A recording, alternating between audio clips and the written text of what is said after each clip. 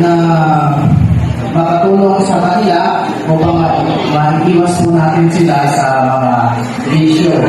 So, yun lang po participates in training and seminars. Sasamahan po namin, kami po ay active training, nakapag-training po kami ng iba't ibang klaseng seminars. And community training for firefighting. Dito po, alam niyo po yung fire sa ating lugar, sa Paseo. Kami po na member responders ay nandun po sa fire. So, response, assisting community events, tuwing may events po ang ating barangay. Ito po ay ginagawa namin pagtulong at pag-assist sa mga bisita ng ating barangay. Yun po ang aming ginagawa. Then, community safeguards and others. Ito po ay kami po ay nagpapatupad po ng tagapagpamayapa ng ating barangay 649. And dito po ay nagbabantay po kami dito sa Paseo Community para po sa mga kabataan na naglalayo. Kami po ang pumipili at sumusupunod.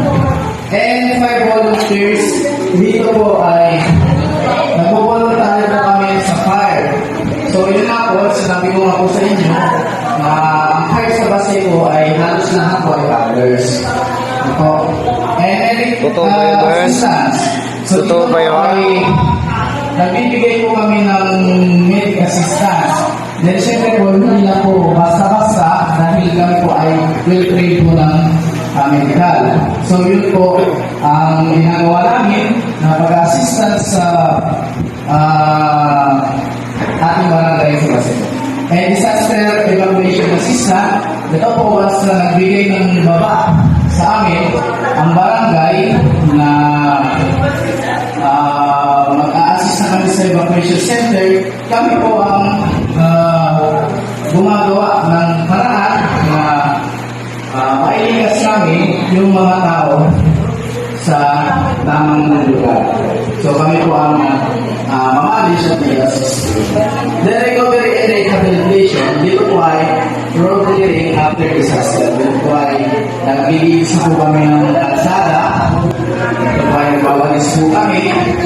And at the same time, lahat po ng mga anti-hurricane projects ay ginagawa po namin para